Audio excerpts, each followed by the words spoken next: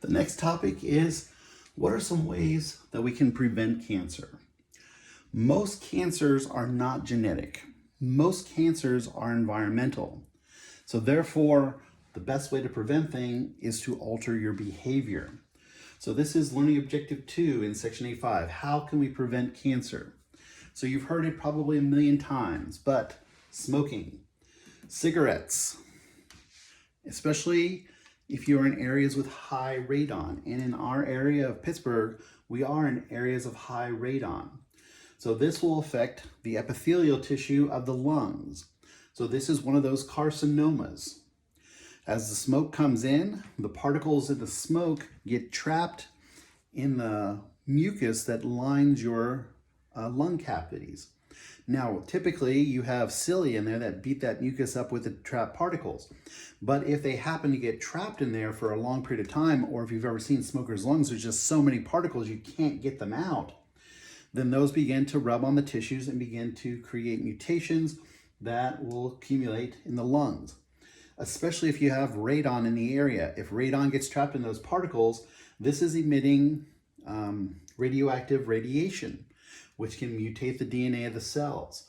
So cigarette smoke itself is really bad. You really increase your chance of cancer if radon is involved. Some people try to get away from the smoke. They go to smokeless tobacco. That still has issues. You now have these tobacco products that still have lots of ingredients in them that begin to change the DNA. So these will affect and give cancers to the epithelial tissue of the upper digestive tract. This is places like your oral cavity or the esophagus as you go down, your trachea, these areas that are at the top, sort of in your chin area. So not smoking, including smokeless tobacco, and we're even beginning to understand that vaping may have some effects as well.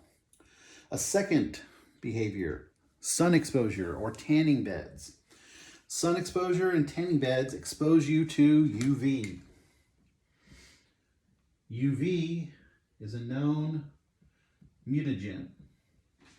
So we've already been introduced to that word, mutagen, when we did the MSDS form. So UV light, overexposure can get you mutations in your DNA. These are going to affect your skin. Now, we do have a built-in system to help us. There are cells called melanocytes, and these produce melanin. These cells are sort of octopus-like. So in your skin, you have your skin cells. So I'm going to put some in here.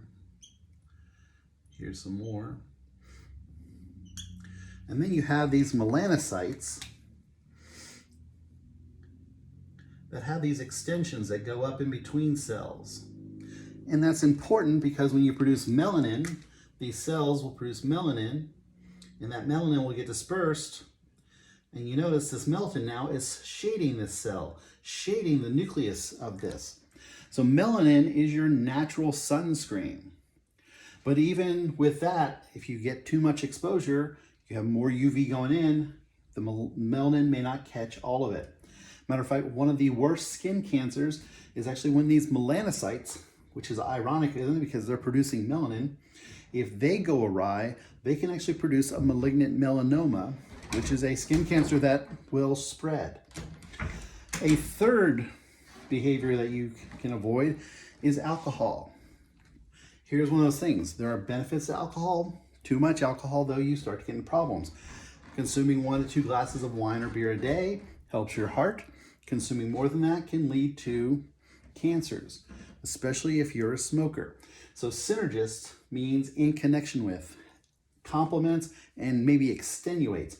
So alcohol in itself can cause cancers, but if you do it in conjunction with smoking, you even have a greater risk. These will also be affecting your upper digestive system. So your alcohol, when you consume it, it goes into your mouth, down your esophagus, into your stomach. So all of these places that are getting a lot of exposure to the alcohol, as well as the liver, because the liver is where you will actually detoxify.